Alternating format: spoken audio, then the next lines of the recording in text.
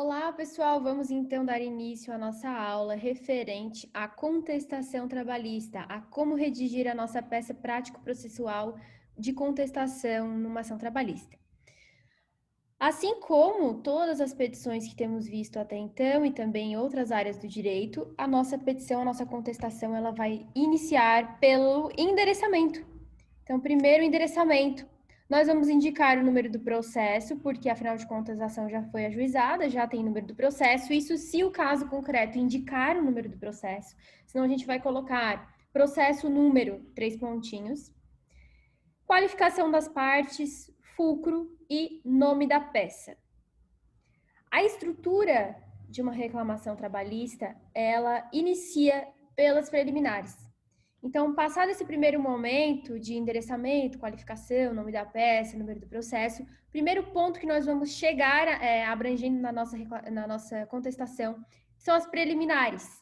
E as preliminares, elas estão no artigo 337 do CPC e 330 do CPC.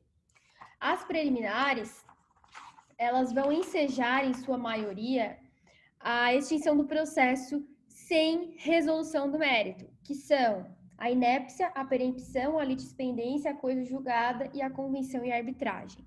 Então, sempre que tiver presentes uma dessas preliminares do artigo 337 do CPC, nós vamos pedir a extinção do processo sem resolução do mérito naquele determinado ponto. Tá? Então, extinção do processo sem resolução do mérito, porque o pedido é inepto. Aqui um exemplo. Inépcia da petição inicial. Vamos supor que a parte, ela fez lá a petição do mérito, colocou todos os pedidos para cada tese, fato, direito, pedido, mas não falou nada de dano moral. E chegou lá na hora de colocar no tópico dos pedidos, ela pede dano moral. Então, como ela não narrou os fatos que ensejam o pedido, esse pedido, ele é inepto. Por isso que nós vamos pedir a extinção do processo sem resolução do mérito com relação ao pedido de dano moral, por exemplo, tá? É o que está aqui neste exemplo da inépcia. Então, na petição inicial, consta o pedido de equiparação salarial sem indicação de causa de pedir. Segundo estabelece o artigo 330, a petição será inepta quando lhe faltar pedido ou causa de pedir. Esclarece-se que a inépcia é matéria que deve ser tratada em preliminar, diante do exposto requer a extinção do processo sem resolução do mérito. Então, primeiro ponto que vamos tratar é a preliminar. Tratadas as preliminares, identificadas as preliminares no caso, então vai funcionar assim, né? Nós vamos pegar um caso concreto e vamos primeiro analisar quem são as partes, o endereçamento, qual é a peça, o nome da peça e o fulcro, certo? A partir disso, vamos analisar o caso tentando encontrar as preliminares, que é esse primeiro ponto. Vistas as preliminares, vamos para as prejudiciais de mérito. Em ação trabalhista, nós temos, para contestar, nós temos como preliminar duas, prescrição e decadência. Prescrição, nós temos a prescrição bienal e a prescrição quinquenal. A prescrição bienal se refere àquele prazo de 2 anos para ingressar com a ação após o término do contrato de trabalho. Já a prescrição quinquenal se refere ao período que vai poder ser cobrado de verbas trabalhistas referentes àquela relação de trabalho. Então, vamos supor, se o empregado trabalhou por 20 anos numa empresa, ele sai da empresa e entra com uma ação trabalhista. Ele sai imediatamente e já entra com uma ação trabalhista. Foi julgada procedente os pedidos do autor, do reclamante. Julgado procedente, será que ele vai ter direito de receber todos os 20 anos de horas extras que ele não recebeu? Não, ele vai ter direito a receber os últimos 5 anos a contar da data do ajuizamento da ação trabalhista. Então, essa é a prescrição quinquenal. A bienal é aquele prazo de 2 anos do término do contrato de trabalho para ingressar com a ação. E a quinquenal refere-se ao período de cobrança que a ação trabalhista alcança, que é referente aos últimos 5 anos a contar da data do ajuizamento da ação. De 5 anos para trás, encontra-se prescrito. Então, essas são as prejudiciais de mérito. Também temos a decadência, mas a decadência ela vai ser aplicada para contestar mandado de segurança, ação rescisória e inquérito para apuração de falta grave. não cabe aqui em contestação de reclamação trabalhista. Então, prescrição bienal e quinquenal. Vamos analisar como é colocado isso, né? O reclamante postulou o pagamento de verbas referente ao contrato de trabalho extinto em 2009. Porém, ele ajuizou a ação só em 2011. Já tinha passado 2 anos. Por isso, com base nos artigos 11 da CLT e 7º da Constituição Federal, opera-se a prescrição bienal, pois o reclamante ultrapassou o prazo do limite legal contado do término do contrato de trabalho para ajuizar reclamação trabalhista. Nesse caso, a ação está prescrita. Diante do exposto, requer a extinção do processo com resolução do mérito. Então, vou pegar a caneta aqui. As preliminares, elas vão, em regra, ensejar a extinção do processo sem resolução do mérito. E as prejudiciais de mérito, elas vão ensejar a extinção do processo com resolução do mérito. Aqui na preliminar não é sempre que vai ensejar sem, né? Vocês já viram lá em processo civil, que são aquelas que eu também comentei agora há pouco, que são 4 hipóteses, 5 hipóteses, que é inépcia, perempção, litispendência, coisa julgada e convenção e arbitragem. Essas vão dar ensejo à extinção do processo sem resolução do mérito. E a prejudicial de mérito, as prejudiciais sempre com resolução do mérito. Depois nós vamos entrar na parte do mérito, e aí cada tese terá fato, direito, pedido, assim como já vínhamos fazendo na reclamação trabalhista. Aqui, por exemplo, o reclamante postulou o adicional, esclarecendo, a gente faz um resuminho dizendo o que o reclamante pediu, qual foi o pedido do reclamante. No segundo parágrafo, não assiste razão ao reclamante, porque o artigo 469 detalha que isso e aquilo, aqui a gente fundamenta no direito, e por fim pedimos a improcedência do pedido de pagamento. Então, a gente faz o fato, que é um resumo do pedido, o direito, invalidando o pedido do reclamante, e por fim pedindo a improcedência daquele pedido feito pelo reclamante. Então, preliminar, prejudicial de mérito, mérito, e na contestação trabalhista não teremos pedidos. Vamos passar direto para os requerimentos finais. E nos requerimentos finais temos pedidos obrigatórios. Primeiro pedido obrigatório. Vou apagar isso aqui. Primeiro pedido obrigatório é pedido de produção de meios de prova. Produção de prova. Segundo, acolhimento das preliminares e das prejudiciais de mérito. E terceiro, a improcedência de todos os pedidos do reclamante, com a condenação em custas e honorários advocatícios. Então, é tranquilo. Endereçamento, qualificação, nome da peça, fulcro, número do processo, preliminar, prejudicial de mérito, mérito e requerimentos finais. Não vai ter, então, o tópico referente a pedidos, porque quem pede é o reclamante. Quem vai fazer pedidos, tópico de pedidos é o reclamante. E na contestação a gente usa só requerimentos finais. Coloquei aqui para vocês, no caso concreto de hoje, uma lógica dessas. Endereçamento, número do processo, qualificação, nome da peça, as preliminares, com o artigo 337, as possíveis prejudiciais, o mérito, cada tese com seu fato, direito e pedido. Reconvenção nós não vamos ver hoje, só na semana que vem. E requerimentos finais, pedido de produção de provas, acolhimento de preliminares, que no mérito seja julgado improcedente todos os pedidos, se houver reconvenção, que aí não é o caso, e finalização da peça. Então, essa é a estrutura básica de uma contestação trabalhista.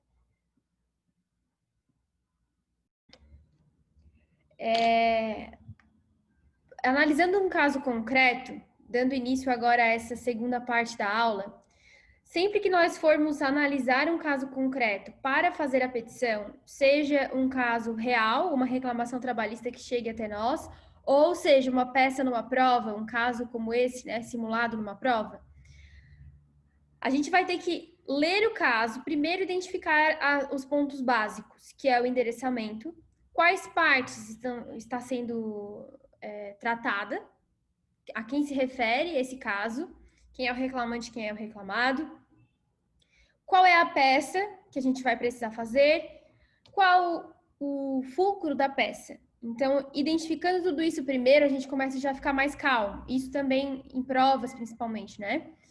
Identifica todos esses pontos básicos.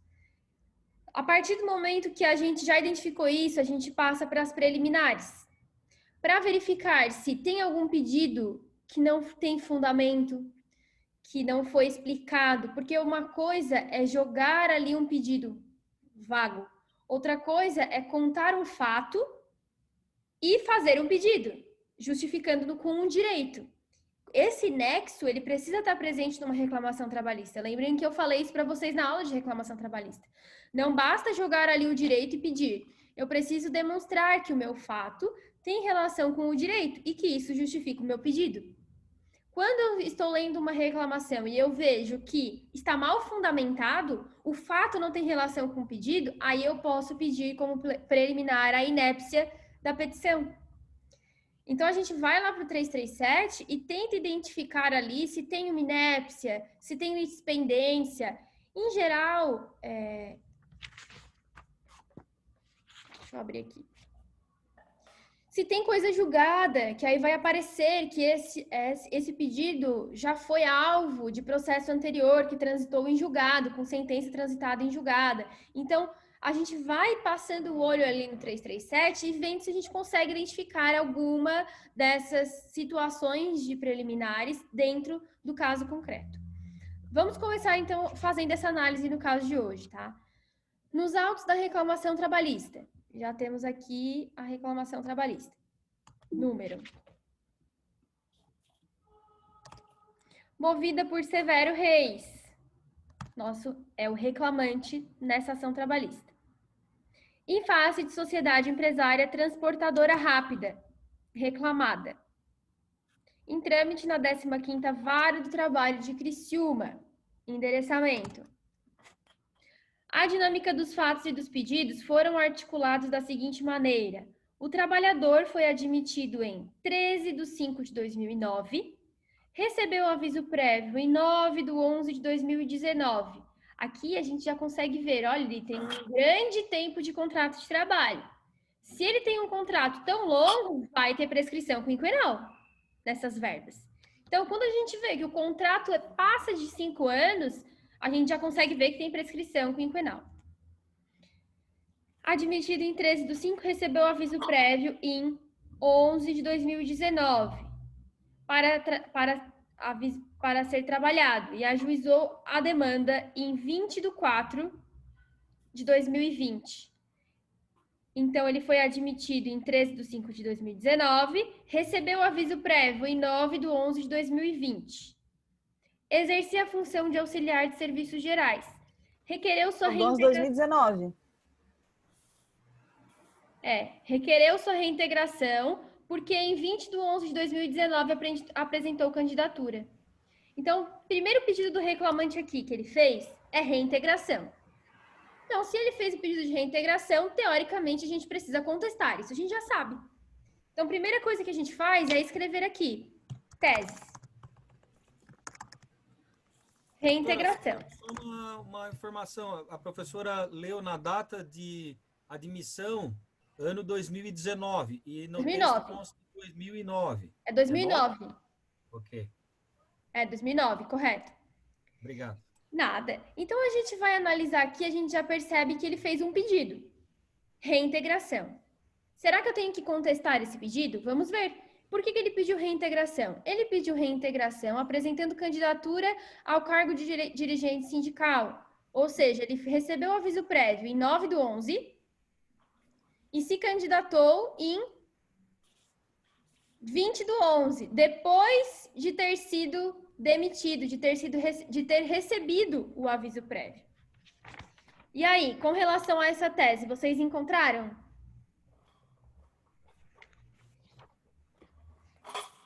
Encontraram o fundamento?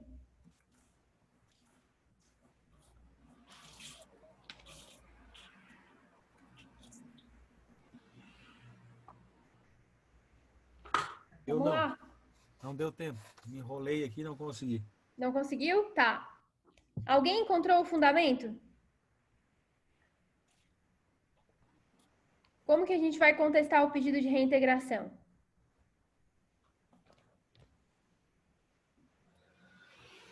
Ninguém?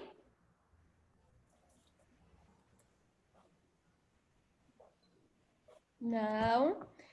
Como é que eu vou fazer, professora, para saber como que eu vou contestar? Eu vou lá no índice remissivo da minha CLT e vou em dirigente sindical. Vou em reintegração e vou lendo todas as súmulas e os artigos que tem para verificar se tem algum que se aplica ao caso em concreto, se tem algo que eu consigo encaixar aqui. No caso, gente, é a súmula 369.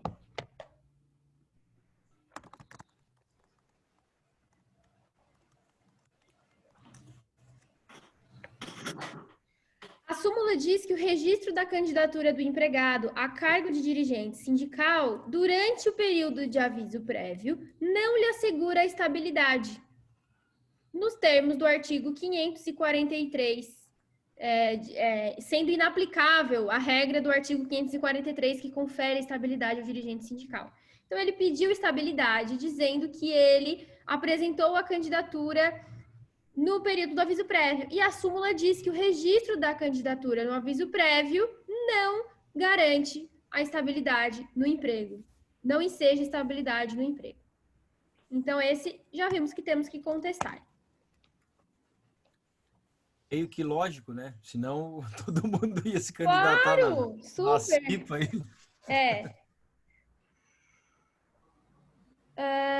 Bom, afirma que trabalhava de segunda a sexta, das 5 às 15 horas, com intervalo de 2 horas, jamais recebendo horas extras e adicional noturno. Então, a gente vê que ele já temos mais pedidos aqui que ele fez. Horas extras, adicional noturno. Ele pediu horas extras. Vamos ver o horário dele de trabalho. Qual era a jornada? O horário dele era de segunda a sexta, das 5 às 15, com intervalo de 2 horas. Vamos ver. 5, 6, 7, 8, 9, 10, 11, 12, 13, 14 e 15. Dá 10 horas. Tiro 2 do intervalo, 8 horas. Então, a jornada dele era de 8 horas. Então, não tem direito a horas extras, porque ele cumpria a jornada de 8 horas diárias. Essa aí, vocês conseguiam identificar que não tinha direito? Alguém chegou nesse ponto ou não? Essa estava bem clara. Então tá. Então, horas extras, artigo 58 da CLT e artigo 7º da Constituição Federal. Inciso 13. Adicional noturno. Pediu adicional noturno com esse horário de trabalho? Gente, olha, o horário noturno das 10 às 5 da manhã, né? A não ser em se tratando de jornada mista, naquela situação em que a jornada é cumprida preponderantemente em horário noturno, mas se prolonga para o diurno. Aí, até nesses casos, é possível o adicional noturno depois das 5 horas. Mas nesse caso aqui, das 5 às 3 da tarde... Ah, mas era noite, ele pode dizer, né? Mas noite não é horário noturno para os termos da lei, né? Noite é uma coisa, horário noturno é outra. Então, 5 horas já é manhã para a lei. Então, não tem direito nos termos do artigo 73. Parágrafo.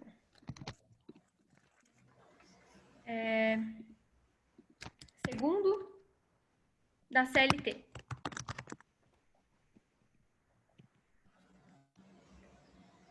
E que postula que o intervalo interjornada não era observado. E daí requer que isso lhe seja remunerado como hora extra. O intervalo interjornada não era observado? Ele saía às 3 da tarde e voltava às 5 da manhã. Então, 3, 4, 5, 6, 7, 8, 9, 10, 11, meia-noite, 1, 2. Oh, era assim, né? Era bem respeitado. É 11, né, prof? São 11 horas de interjornada. Quero saber quem foi esse advogado, né, que fez essa reclamação trabalhista aqui, pedindo tudo errado. Não era aluno da Exucre. Não era. Intervalo interjornada, artigo 66 da CLT.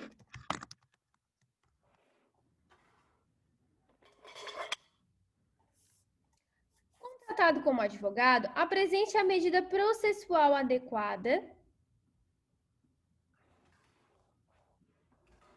para a defesa dos interesses da sociedade. Aqui a gente identifica que é uma contestação. Identificando que é uma contestação, antes de finalizar aqui, eu tenho que pensar nas preliminares e prejudiciais de mérito. Vamos lá. Preliminar de mérito. Tem alguma aqui nesse caso? Vamos ver ali no artigo 337.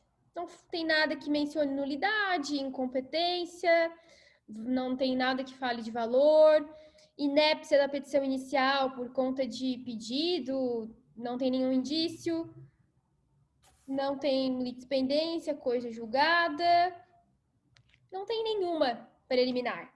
Por isso que ficou difícil de encontrar, porque realmente não tem, tá? Agora, prejudicial de mérito. Vamos primeiro para a prescrição bienal. Quando que ele saiu do emprego? 2019, né? Saiu em 2019. Quando que ele ajuizou a ação? 2020. Então, estava dentro do prazo de 2 anos, não tem prescrição bienal. E prescrição quinquenal? Prescrição quinquenal tem, porque ele entrou em 2009 e ajuizou a ação em 2020. Então, a prescrição quinquenal, ela vai alcançar, ela vai afetar todas as verbas trabalhistas contadas de 5 anos dessa data aqui do ajuizamento para trás. Por isso que o advogado trabalhista não pode demorar para entrar com a ação. Porque quanto mais ele demora para entrar com a ação, mais vão prescrevendo os 5 anos. Então, é sempre assim, saiu do emprego, o ideal é já ingressar com a ação, para alcançar o maior período possível da contratualidade. Então, nesse caso, nós vamos contestar, indicar a prejudicial de mérito, que é prescrição. Vou botar aqui. Alguém tinha achado prescrição quinquenal?